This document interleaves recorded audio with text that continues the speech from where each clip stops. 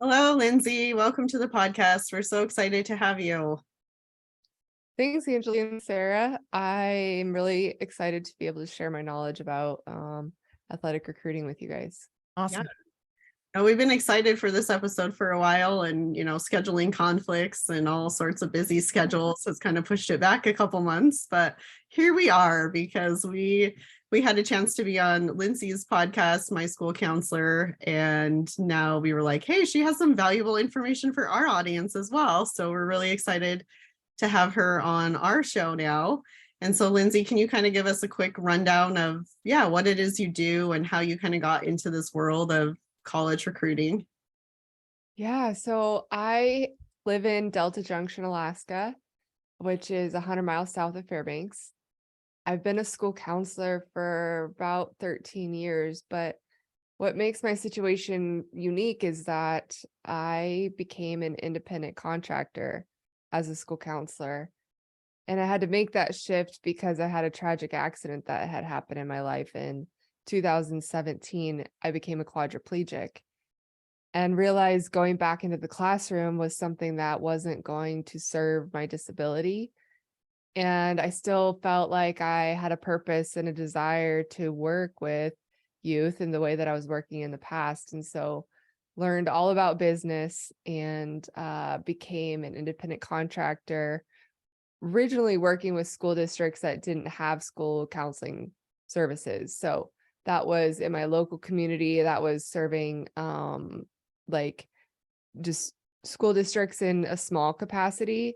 And then I ended up getting a contract working with some small schools along the Aleutian Islands. And when that contract ended, I found myself sort of going, oh my gosh, what's next?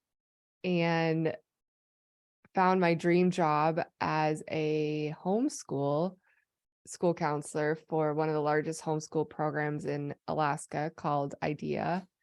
And then found myself homeschooling my own son as a 7th grader, which was something that I think maybe my husband and my son wanted, but I was like, how could I possibly do all the things, right?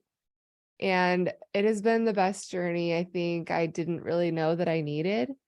And I think has also kind of opened my eyes and gave a little empathy to students and parents that are also on a homeschooling journey or online education journey, something that looks different than the brick and mortar school.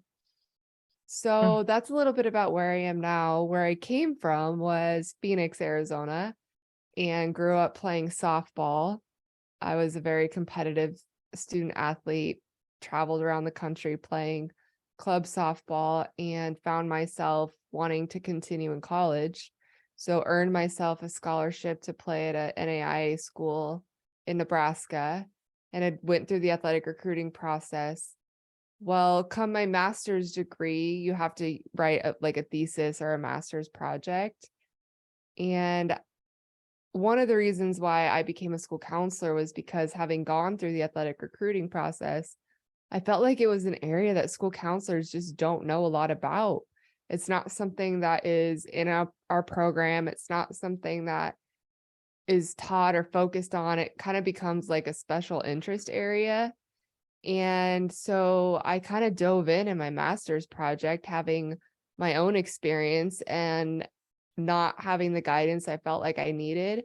So I wrote my master's project on how can secondary school counselors better assist the student athlete triangle, which is student athlete, coach, and parent, in the athletic recruiting process. And my main focus of that project was two things. One being Division I men's basketball. So that was the focus of how I wrote the paper, but then I also created a handbook at the time. And we're talking 2008, so like a lot of this information has changed, but created a handbook for school counselors that guides them through all the things they need to know, like vocabulary and the difference in student athlete levels and academic information and transcript information. And so it's funny because my life has sort of come full circle. And when I had to adapt and adjust and figure out my own way, I mentioned not only having contracts for school districts, but I kind of dabbled in my own area of coaching families in this process. And I went and kind of dusted off that handbook and have slowly been adapting it and updating it to 2023. So here we are. That's awesome. Yeah, so it's interesting. I mean, your journey is just so fascinating and you bring so many different experiences in, which I feel like really helps when you're working with students to draw from those experience and be able to better support the student, which is really cool. Um, Obviously, we're a non-traditional setting with schooling. I'm fascinated by the fact that you homeschool because my husband and I are actually considering homeschooling our two. They're 4 years old now, so I might have to have a conversation with you about that another time. But what have you seen with students who are working in a non-traditional setting? Have you worked with students in a non-traditional setting other than your own homeschool journey with your students? Um, or is that something that you don't come across as often? Students are mainly in the brick and mortar settings looking to start that college recruitment process. Yeah, such good questions. It's a balance of both. I would say right now, I still work a little bit more with the brick and mortar setting. One of the reasons why my family decided to homeschool was because of the sports schedule. My seventh grader is a very competitive hockey player, and hockey is a very unique sport in the way that you have access to ice and tournaments. And when you live in a small town and you're 100 miles away from the team you play on and 300 miles or 6 hours from your tournaments, like weekends become very long and keeping up becomes extra hard. So online learning, whether that's, a hybrid model in the brick and mortar or, full-time homeschool, creates a flexible schedule for those athletes. And I feel like if you're looking at the well-rounded athlete, that is a really positive model because you have time to focus on your craft. You have time to focus on your academics. You also have time to focus on your health. And I think that's a big part of the whole athlete, the whole person, especially as they're growing up. The mindset piece of an athlete is so important to focus on. And when they're stressed and they're anxious and they're struggling, it shows in all areas of a kid's life. And when we made that shift, it wasn't easy at first because in a homeschool setting, you can do online learning where the teacher is the teacher in a sense. You're just at home doing it, right?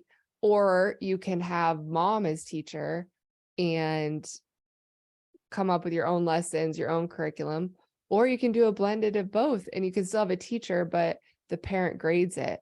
So having that flexibility is something that I wasn't really even aware of, nor really knew how it could benefit a family, but it really can. And once you find the model that works best for your family, I feel like a lot of that stress is taken away and you can really just craft a schedule that's going to work for everybody. Yeah, that's awesome. I think Sarah and I have kind of seen this evolution around this idea of homeschooling and online learning because we've been in online learning since like 2010 before it was like a widespread, well-known thing. And people would kind of look at you like, wait, you're in online learning? Like, what does that even mean? Right? Like Right. it was this concept that people thought, no, that doesn't make sense. And now that's kind of one of the more traditional paths that some families are choosing to take. But I love what you mentioned about kind of that holistic, the whole athlete. If you have a child who is super talented and is maybe banking on, hey, I'm going to get an athletic scholarship for college, it is crucial for them to kind of spend that extra time focusing on their craft, focusing on their health, and also, like you mentioned, staying caught up on academics, but not losing the space to really focus on what might set them up for success in the future. And so I guess, what have you seen to be successful for maybe students who are in a non-traditional space when it does come to college recruiting? Have you had any kind of success stories around that? I feel like they become the best college student. They already know time management. They already know how to, work on the road in a sense. They know how to balance that. Once you get into higher levels in college, they have tutors that travel with them. They have sports psychologists, they have a wraparound approach to the whole athlete. And when you start that early, the athlete just is able to just have a higher level of confidence, I think, in balancing everything. Because one of the things that I feel like student athletes and parents really need to understand is that college athletics becomes a job. I have my own podcast where I interview student athletes that have gone through the process because everybody has such a unique story. And almost every person I interview, whether they're right out of college or, into adulthood, have said, I wish I would have known how much work it is. And I feel like having a non-traditional academic pathway really sets you up for that success. When you were talking about, being in online learning since 2010, we had talked earlier, and that's really where I started too. I started in the online space in 2008 as a school counselor. And when I was writing my paper about men's Division I basketball, at that time, diploma mills were a really big conversation, right? People could just pay this money to any online vendor. I'll call them vendor because they weren't really focusing on academics. And that's when the NCAA had to really step in and create the eligibility center. And the student, at the time, it was called the Student Clearinghouse, I think. And they had really had to set some parameters because that's what was happening with D1 basketball. These guys would get these diplomas, go into college. They weren't graduating. They were doing it for other reasons to step up in their career or whatever. And so when the NCAA saw less than half of men's Division I basketball athletes weren't graduating, they're like, we need to figure this out. It was a really bad look. So here we are in 2023 with the eligibility center and all these, loopholes. And when you bring online learning into it, there's a huge focus on having student athletes have teacher contact. And that is the biggest thing that parents and students need to be aware of when they start this process is, who am I taking classes from? That's probably the first question they should ask, because academics is the focus, right? Even though as an athlete, you're probably like, oh, I just want to get to my dream school, or I'm using this to get to the next step, but really you're still a student first. So who am I taking my classes from is the first question to be asked. That is something I was actually going to bring up before you started going into it, is just the whole NCAA approval and whatnot. And I remember, at a previous school Angela and I worked at, that was something that we had to like really go through from that. It was back then, because when we started 2010, it was like, okay, this stuff was just coming out with the NCAA. We were trying to figure out how to meet the needs and all of that. And you're right. It's courses typically have to have, there's a time frame of completion, right? It's not just open-ended. For students who are looking to participate in NCAA sports, there has to be an end goal on when courses will be completed. You have to have that face-to-face interaction with your teacher, because you're not getting that seat time that you would in a normal brick and mortar school. So what does that look like? So I totally get why the NCAA would want to put that into place. And it's just funny because in a online school that does things the right way, you are helping students develop those skills, which makes college that much easier, right? You already have learned all of these valuable skills from being in online education and managing, taking ownership of your studies and all of those things, where in the whole diploma mill situation that happened, I'm not sure how much of that still is around today, because I think the awareness of that's out there of parents and families that look for accredited institutions is higher in general. Just like when you're searching on the internet, accredited online school. Like that's a buzzword. Parents luckily are actually looking for that now instead of just any old online school that's out there, because Angeline and I have kind of joked about it in the past, is like, it's actually not that hard to start an online school. Like you pretty much anybody can do it, which is a little scary, right? Like if you think about that, like, okay, I don't have to have any qualifications and I could literally just start a school tomorrow. And be responsible for others people's children. Yes. Yeah. Right. Tell me that's not I scary, know. right? Like I that's know. like, whoa. So like we took it seriously when it came to accreditation. Yeah. Because we're like, you know what? This is a really hard process, a long process to go through. Usually they say it's a minimum 2 year before you become accredited, before they'll even consider you for accreditation. And they analyze everything you do. Yeah. Everything. And it's voluntary. And we were like, hey, sign us up. This is like probably one of the hardest things that we'll go through, but we need to do this because, like you said, we have the future of young people in our hands. And if we're going to do this, we're going to do it right. And you need to make sure that you provide them access to all opportunities. And I'm not going to claim to be an expert in NCAA like eligibility center rules, because I'm not, but I know how to guide people there. And when you're talking about accreditation, one of the first places when I said, where are you taking your classes, on the eligibility center website, you search for every school. And so every school in the nation pretty much is on there, and it'll tell you whether or not that school is eligible, if their classes are eligible for NCAA eligibility. I said eligible way too many times there. For NCAA eligibility.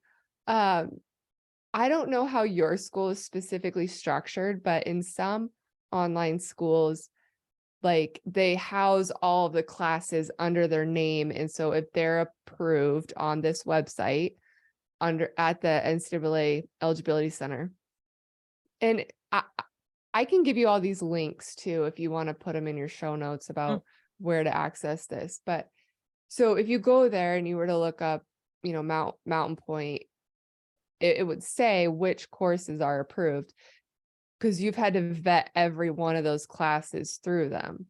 The other way that it is if some online schools are an umbrella and you're taking courses through Edgenuity or BYU or something like that, you have to go to that school and you have to check the specific course that you took and make sure that that class is approved by NCAA in order for it to count towards the number of credits you need in order to be academically eligible with them.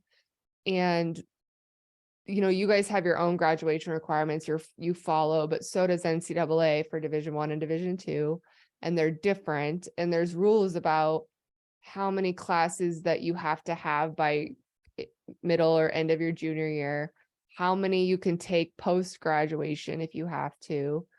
Right now, currently, they're not requiring the ACT or SAT anymore. They just released that announcement in January.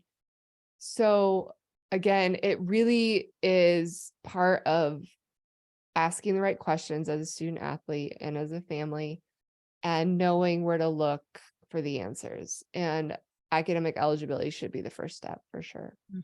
That's as you're talking, it's just reminding me how important it is to connect with somebody who has the knowledge and expertise on this early on, because early on means before high school, right?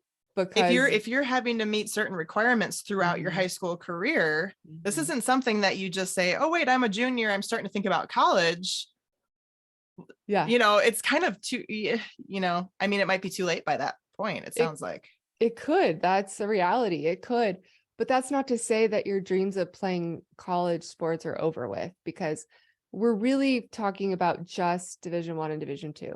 So Division III under NCAA has academic scholarships. They don't award any athletic money. And so because of that, you could still go and play at the Division III level and be just fine, right?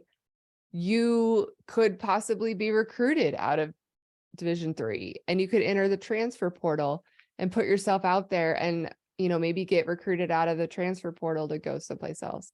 We also have 2 other divisions that we're not even talking about. So the NAIA, those are smaller private schools, sometimes fine art, sometimes religious, and they have athletics as well.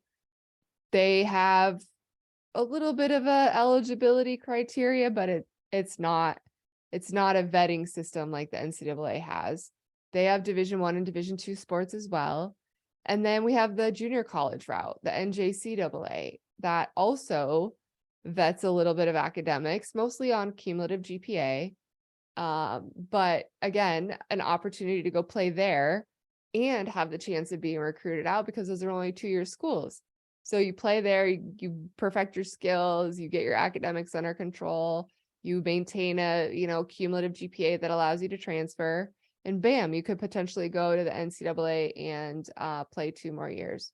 But again, you have to be knowledgeable, and you will face transfer rules in there and transfer credits and, all the things. And so I guess kind of going back to what you said, Sarah, it's really just about asking the right questions early and finding that person.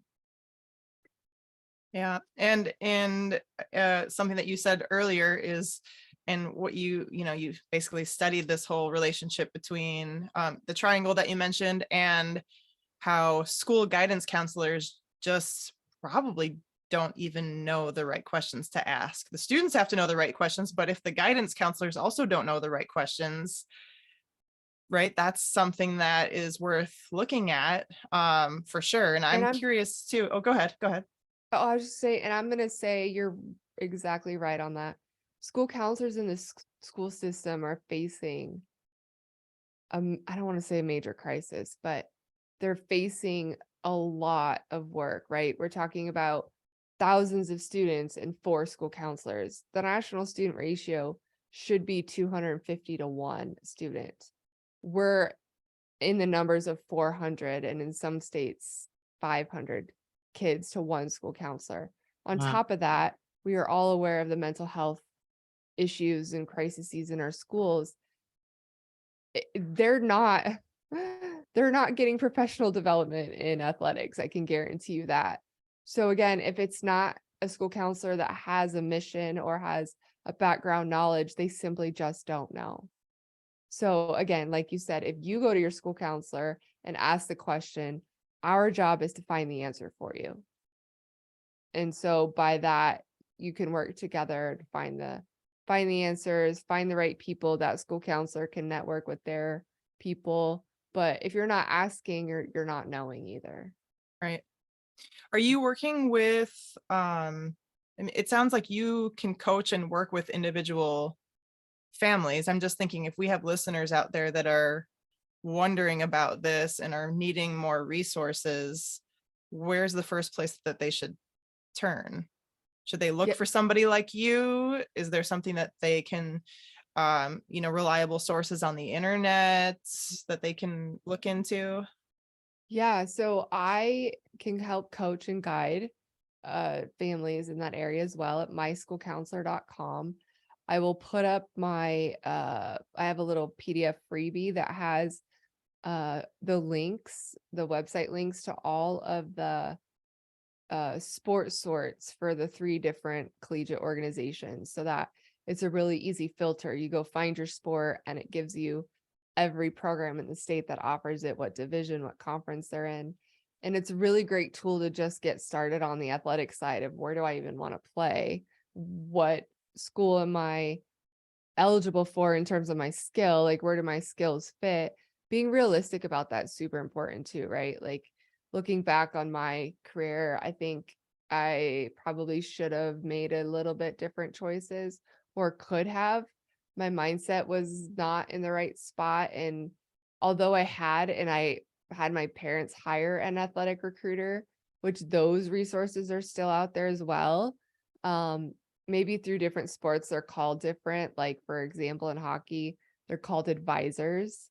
But they're people that just help guide you through that process and help connect. But had I maybe had a different mindset, I probably could have ended up in a different place than NAIA. But I also feel like that's where my skills were as well. Like I sent recruiting letters to Michigan. I was probably not going to the University of Michigan on an athletic scholarship. I just wasn't a D1 softball player. But the reality is there's a place for you if you want to play. You have to put work into it. Every college website has an athletic recruiting profile. You can go on there, you can put your stats all about you. Students can email coaches whenever they want to. However, coaches have dry periods where they can't contact students.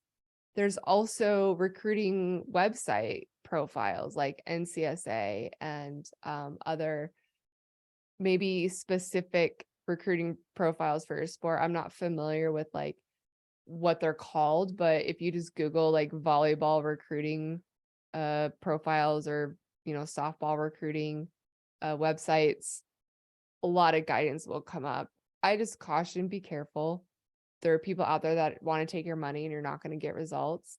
So definitely like listen to the reviews, ask people in your sport community what they're doing. But I feel like obviously the use of technology has changed that game a lot. Yeah. It's I'm thinking back just when I was in high school, and I played softball too. I actually played D3 softball for a couple of years, but I had no guidance whatsoever. It wasn't even something that any of my coaches really brought up to me. Mhm. I played like summer club softball on travel teams and all of that.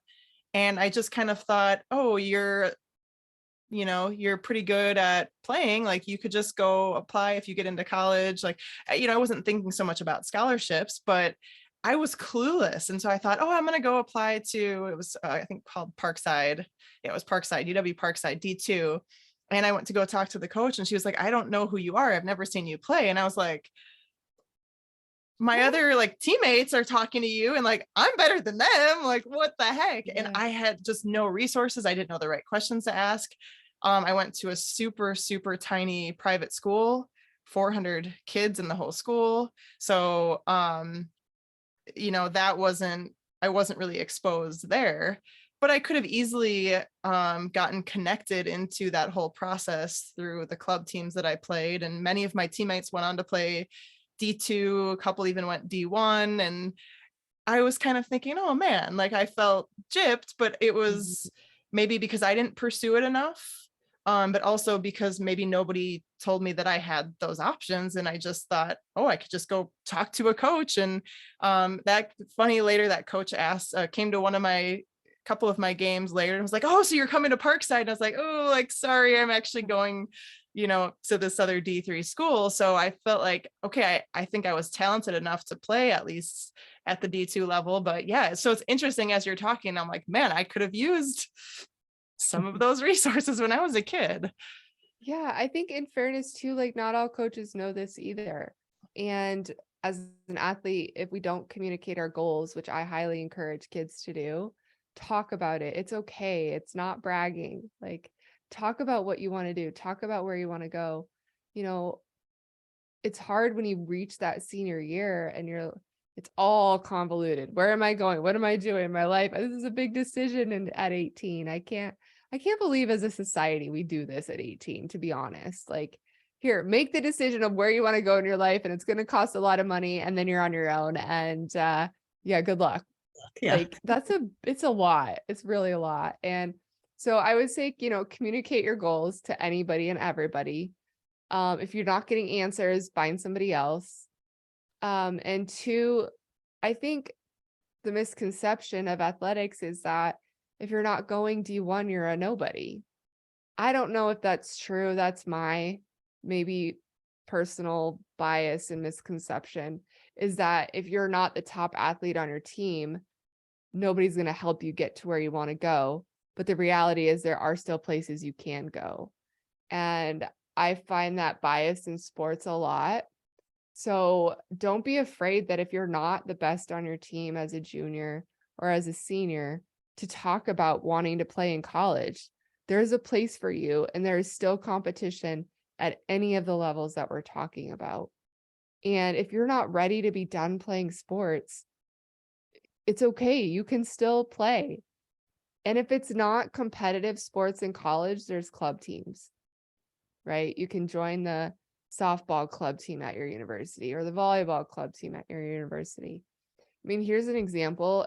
ASU men's hockey started out as a club sport, and they've worked their way up to become sanctioned Division I, and are a competitive hockey team in the West. And it's funny when you look on the map of US or on the map of college hockey, like everything's East Coast, and then there's like Arizona State in the middle of Tempe and this huge blank space around it. So you never know like what you could bring to a club team that would actually like impact or leave an impact at your school to become bigger than where you started. I love that. And I am one for a good underdog story. I always root for the underdog because I just think it's awesome when those stories work out. And as you were talking about, there's a place for you. It might not be where you think it is, or it might not be the journey that you think it is. Like I recently watched the American Underdog movie about Kurt Warner's journey to get to the NFL. And man, yeah, he got rejected, lots of rejection, wasn't the best on the team. He was older for the sport, and yet, look at his career, right? And everybody starts somewhere. And so, like you said, finding that place, and maybe if it's not competitive, at least you still get to do the thing that you love and play a sport that you're good at. So I think that's good advice. Yeah, and if we circle it back around to the online learning space, again, you will have already had a good template set up for success to guide you for lifelong learning. You're not having to make that transition come senior year to figure out how to educate yourself, to figure out how to, have time management and do it on your own. And one of the things that I'm balancing with being a homeschool mom is the traditional model of teaching, which I grew up in, right? And I went to school in, versus how to be resourceful and find it, right? We have Siri, like, hey, Siri, what's 2 + 2? I'm going super elementary here. Instead of doing the mental math, like, is that a resource or is that a crutch?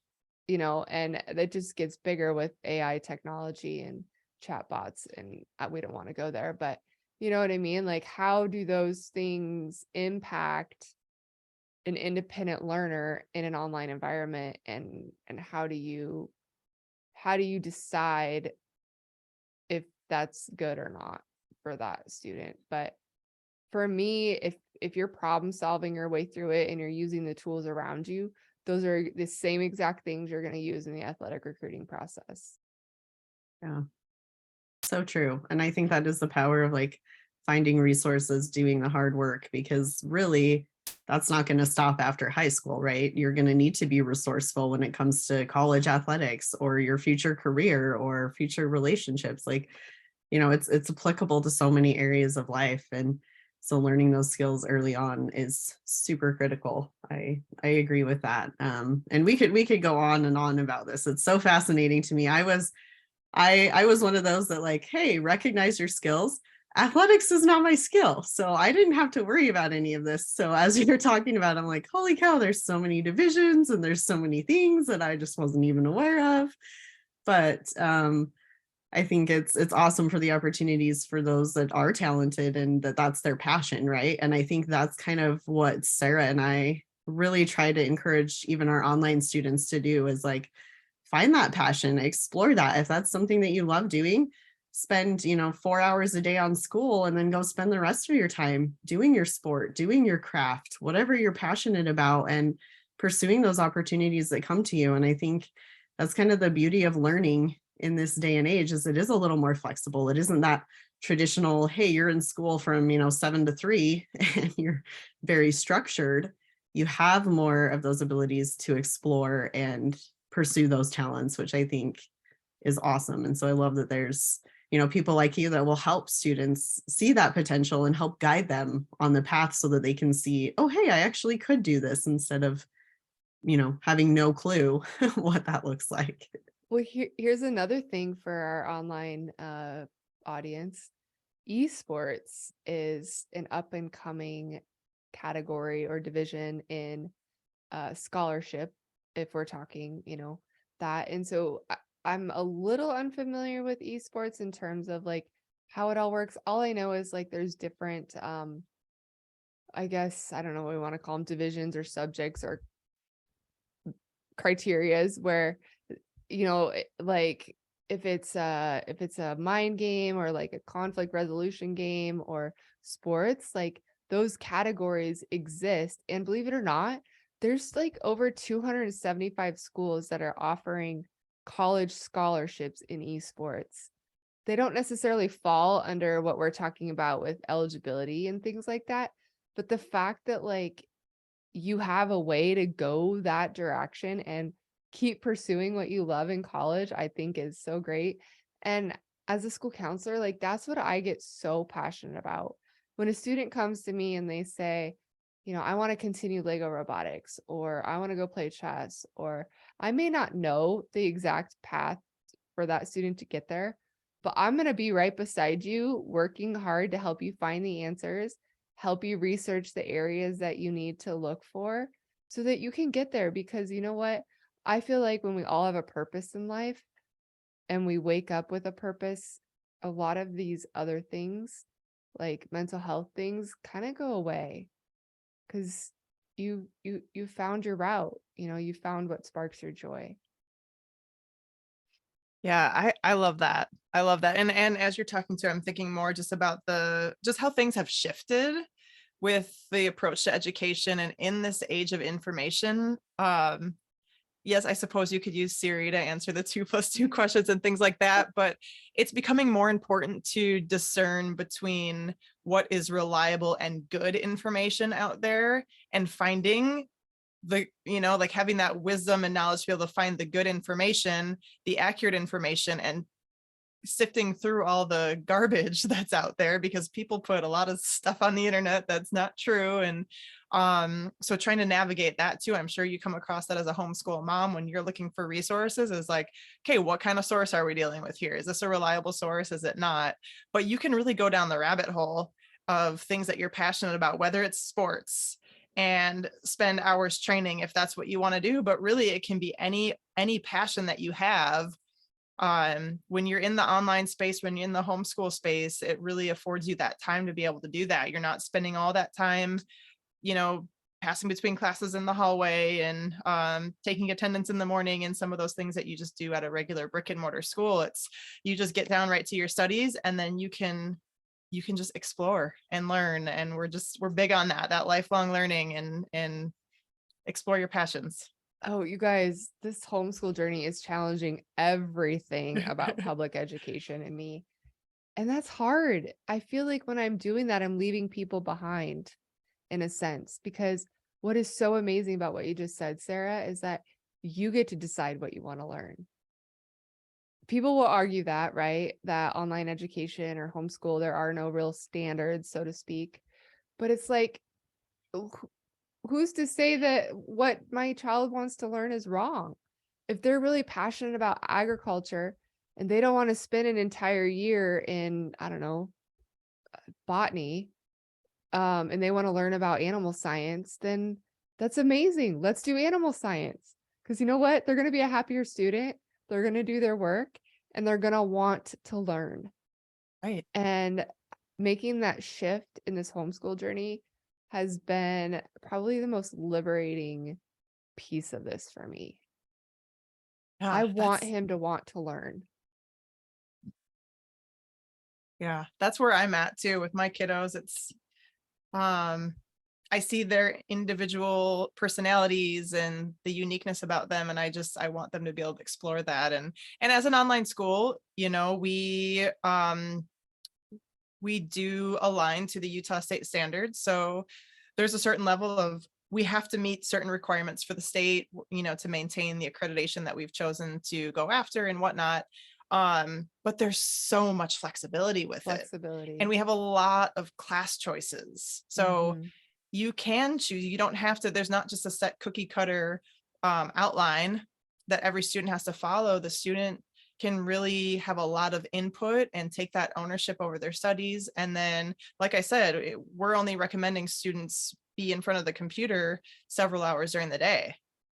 Not like in a typical school, you're there for 8 hours or however long you're there, right? That's your entire day. With Yeah. online school or with homeschooling, you can go check out museums, you can plant a garden. I don't know, there's so many things that you can do. So yes, I love it. And we should probably start wrapping up because we've taken up a lot of your time. But are there any words of wisdom or last things that you just want to leave the audience with? And then we can close out from there. Don't be afraid to talk about your goals. That's the only way somebody's going to know how to walk along beside you and get you to where you want to go.